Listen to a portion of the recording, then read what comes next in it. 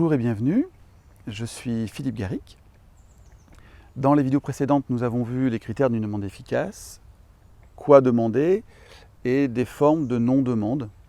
Dans cette vidéo, je voudrais aborder avec vous les peurs qui nous empêchent de demander. Parce que je me suis rendu compte que dans un grand nombre de cas, le problème n'était pas tant de savoir quoi dire ou comment le dire, mais toutes les peurs qui nous empêchent de demander. Alors, pour être sûr de répondre à toutes les demandes que je peux avoir autour des peurs, de comment les gérer, j'ai pris le temps de les lister et du coup j'ai ma petite liste, mon petit tableau. Donc une des peurs que j'entends parfois, c'est j'ai peur d'essuyer un refus. J'ai peur que l'autre me dise non. Alors pour reprendre la phrase qu'un de mes amis aime à citer, si je ne demande rien, le non, je l'ai déjà. Alors, pour moi, c'est en grande partie vrai. Ce que ne dit pas cette phrase-là, c'est que, ou ce qu'elle ne prend pas en compte, c'est que dans un certain nombre de cas, c'est pas tellement le non qui me fait peur, c'est ce que je vais mettre derrière le non.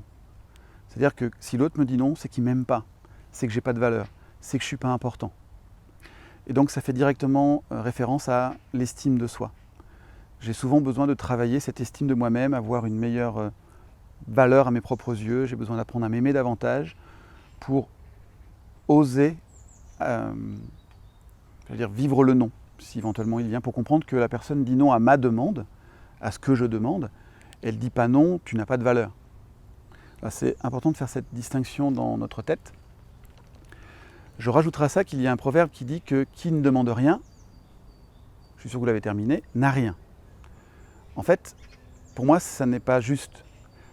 En fait, qui ne demande rien risque d'avoir ce qu'il ne veut pas. C'est pas rien. Dans certains cas, peut-être que nous préférerions avoir rien que d'avoir ce que nous ne voulons pas. Une autre peur que j'entends parfois, c'est j'ai peur que les autres sachent que je ne sais pas. J'ai peur qu'en demandant, ils se rendent compte que je ne sais pas tout. À nouveau, pour voir en filigrane l'estime de soi, et vous allez voir cette estime de soi présente en filigrane dans la plupart des peurs que je vais vous nommer. Mais là, il y a une croyance à changer dans notre tête, c'est l'idée qu'il y aurait quelqu'un qui sait tout. Je connais personne qui sache tout. Je connais des personnes qui sont capables d'avoir toujours une réponse et de retomber sur leurs pattes et parfois des réponses même qui n'en sont pas, mais qui en apparence, voilà, j'ai répondu quelque chose, mais ça arrive à tout le monde de ne pas savoir. Et ça arrive même parfois de savoir quelque chose et de l'avoir oublié. Vous avez pu voir dans certaines des vidéos que j'ai pu faire que des fois j'ai un trou de mémoire. Et puis vous ne voyez pas la taille du trou parce que moi je coupe, d'accord ? Mais effectivement j'ai des trous de mémoire. Pour des choses que je sais par cœur. Parfois, le trou de mémoire peut être provoqué par l'émotion que nous vivons. C'est le cas par exemple de l'étudiant qui fait un exercice de mathématiques dans sa chambre en écoutant de la musique. L'exercice devrait durer 4 heures, il le fait en 3 heures et beaucoup de réponses sont justes. On lui met le même exercice le lendemain en situation d'examen. Au bout de 4 heures, il n'a pas tout fini et un certain nombre de réponses sont fausses. Nous verrons dans le fonctionnement du cerveau qu'il y a quelque chose qui bascule et qui fait que nous n'avons plus accès à nos connaissances. Et ça arrive à tout le monde. Je ne connais personne à qui ce ne soit pas arrivé. Même quand quelqu'un vous dit que ça ne lui est pas arrivé. Si je demande, je vais être redevable. Alors, si vous avez peur d'être redevable, ce que vous pouvez faire, c'est demander à l'autre qu'est-ce qu'il souhaiterait avoir en contrepartie du service que vous lui demandez. C'est une manière de rétablir un équilibre entre le donner et le recevoir. Et effectivement, c'est important dans les relations que nous avons d'avoir cet équilibre entre le donner et le recevoir. Après, ce que vous pouvez vous dire aussi, c'est que parfois vous allez adresser des demandes à la personne et que c'est, entre guillemets, sa mission d'y répondre. Je pense notamment dans le cadre de l'entreprise. Si je vais poser une question comptable au comptable de l'entreprise, a priori, c'est son job d'y répondre. La contrepartie, ce n'est pas moi qui lui la donne, c'est l'entreprise, il est payé pour me répondre, entre autres. Après, je peux peut-être aménager avec lui ma demande pour tenir compte de ses contraintes, mais voilà, a priori, il est là pour ça. Dans les relations intimes, c'est un peu différent et que notre conjoint, nos amis, nos enfants, ils ne sont pas là, ce n'est pas leur vocation première de répondre à toutes nos demandes. et la réciproque est vraie. En même temps, si nous sommes ensemble, c'est qu'a priori nous avons envie de nourrir nos besoins mutuels. Et j'imagine que du coup, l'autre gagnera à avoir un espace où il peut accueillir mes demandes, de la même manière que quand quelqu'un d'important pour moi me fait une demande, je peux avoir un espace pour l'accueillir et voir dans quelle mesure je peux y répondre. Et si je ne peux pas y répondre, peut-être voir quel est le besoin qui est caché derrière pour répondre aux besoins, à l'attente, par un autre biais, une autre stratégie. Voilà, gardez l'idée de, si j'ai peur d'être redevable, c'est comment je rétablis cet équilibre entre le donner et le recevoir. De toute manière, de mon point de vue, toutes les relations que nous nourrissons où il y a un déséquilibre entre le donner et le recevoir sont soit des relations qui vont être difficiles, soit à un moment donné elles vont s'arrêter parce qu'il y en a un qui en a assez de trop donner, ou parfois l'autre assez de trop recevoir. Et c'est souvent lui qui risque de partir en premier parce que c'est trop. Voilà, il ne peut pas rendre à la hauteur. Je vais devenir dépendant. Alors c'est l'idée que si je demande à l'autre, je suis dépendant de ce qu'il va me donner et je n'ai pas envie d'être dépendant, moi je suis indépendant. Parce que parfois nous mettons l'indépendance comme le critère ultime du développement. En fait pour moi l'indépendance n'est pas le critère ultime du développement. Si je reprends les 4 étapes de développement autour de la dépendance, la première étape c'est je suis dépendant. Alors il y a la dépendance saine, c'est la dépendance du bébé vis-à-vis de sa maman.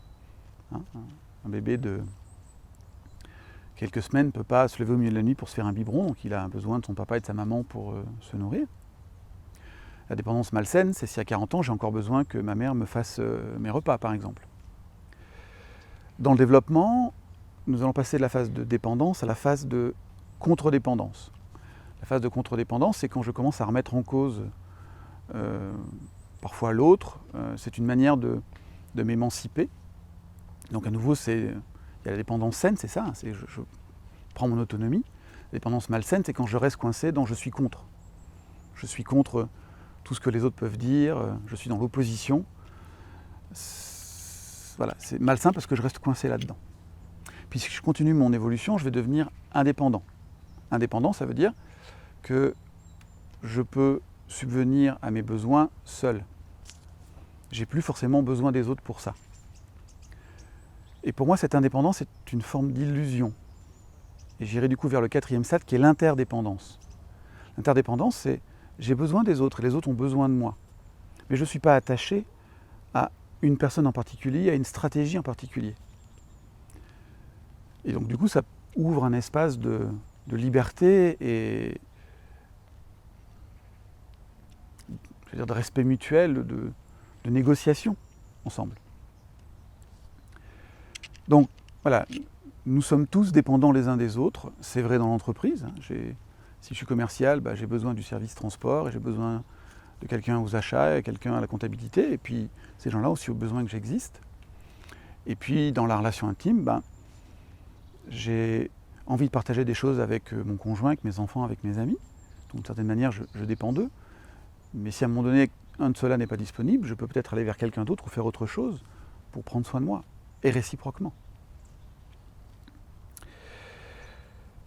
L'autre va le faire pour me faire plaisir. Ça, c'est une de mes préférées. Notamment chez les personnes qui me disent « mais je ne demande pas parce que je voudrais que l'autre devine, il devrait deviner s'il m'aime, et si je lui demande, il va le faire pour me faire plaisir. » Et ce que je leur dis souvent dans ces cas-là, c'est « mais c'est pas ça que vous voulez, qu'il vous fasse plaisir ?» Ben si, c'est ça que je veux. J'ai envie que l'autre accède à ma demande et me fasse plaisir. Donc demandez-lui. Et arrêtons peut-être de mettre de la valeur dans si l'autre devine, ça a plus de valeur que si je lui demande. Je ne connais pas beaucoup d'entre nous qui soyons des devins. Et même les entreprises technologiques avec lesquelles je travaille, le service R&D pour l'instant n'arrive pas, R&D c'est recherche et développement, n'a pas réussi à mettre en place un système de Wi-Fi qui permette de cerveau à cerveau de savoir voilà, qu'est-ce que l'autre voudrait sans qu'il le demande. Donc demandez-le. J'ai peur de déranger. Alors celle-là aussi, elle me plaît beaucoup. C'est je ne demande pas parce que j'ai peur de déranger. Et là aussi, je voudrais citer une amie qui se reconnaîtra si elle regarde cette vidéo, qui me raconte qu'une amie à elle, un jour, lui dit j'ai pensé t'appeler ce week-end pour je sais pas quoi, mais je ne l'ai pas fait parce que j'avais peur de te déranger. Et mon ami lui répond « Est-ce que tu es d'accord de ne pas décider à ma place ?» Et j'ai trouvé cette formule extraordinaire, parce qu'elle résume bien ce qui se passe. Quand je ne demande pas à l'autre ce que j'allais pour lui demander, c'est comme si je décidais à sa place de la réponse qu'il va faire, de la décision qu'il va prendre. Donc je le prive d'une part de sa liberté de choix et de mouvement. Donc voilà, demandez à l'autre et faites confiance que il saura vous dire non s'il ne veut pas. Et s'il ne sait pas dire non, ça serait une manière pour lui d'apprendre. Parce que c'est à force de dire oui quand j'aurai envie de dire non et de vivre le désagrément qui va avec, qu'un jour je trouve peut-être la ressource, la force de dire non, je ne veux pas ça. Et petit à petit, à force de dire non à ce que je ne veux pas, je finis par dire oui davantage à ce que je veux et à construire une vie qui me ressemble, plutôt que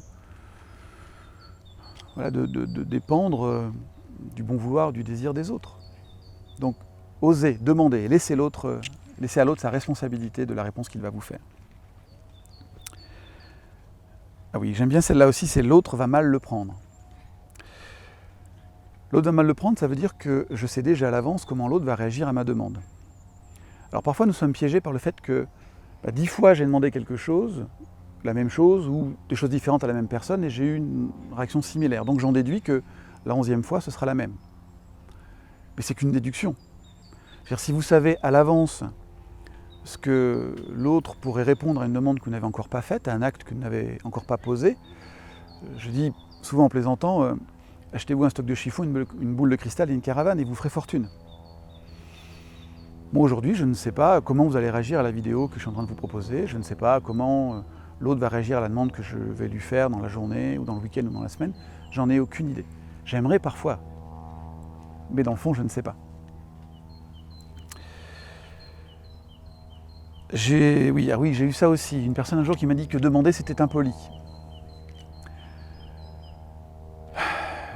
Là, je dirais juste ma réponse c'est bonne chance, quoi. Si vous pensez que la demande est impolie, ça veut dire que vous allez devoir passer par toutes les autres stratégies de manipulation pour faire comprendre ce que vous voulez, avec tous les écueils que nous avons pu voir sur les 2 précédentes vidéos. Donc vraiment de tout cœur, bonne chance. Je devine bien pour l'autre, pourquoi pas l'inverse? Alors celle-là, elle me plaît aussi beaucoup, d'une part parce que je l'ai entendue, mais aussi parce que je l'ai vécue. Quelqu'un qui m'a dit un jour, mais moi je devine ce que tu veux et je le fais. Pourquoi est-ce que toi tu ne peux pas deviner ce que je veux et le faire? Vous voyez l'illusion qu'il y a derrière, c'est l'illusion que nous devinons, nous lisons dans les pensées des autres. Et en fait, j'ai expliqué à cette personne-là que parfois elle faisait des choses et effectivement, elle tombait dans ce que je voulais.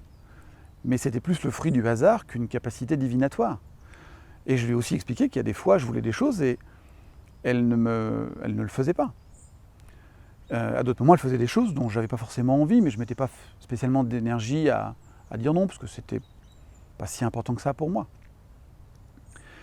Donc, ne croyez pas que vous devinez ce que l'autre veut, en tout cas pas à tout coup, et donc du coup comprenez qu'il ne devine pas lui non plus à tout coup ce que vous voulez. Demandez.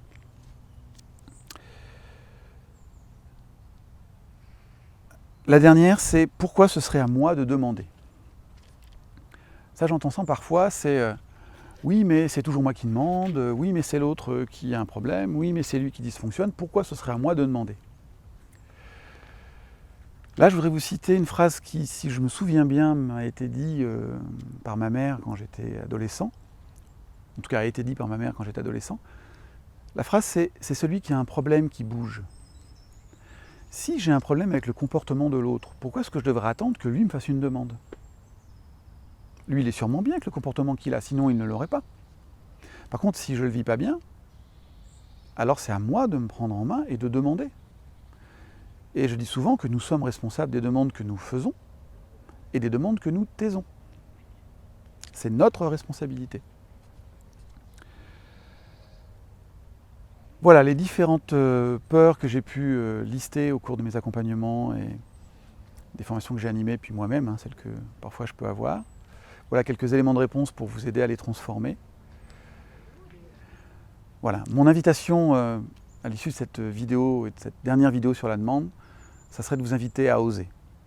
À votre niveau, osez.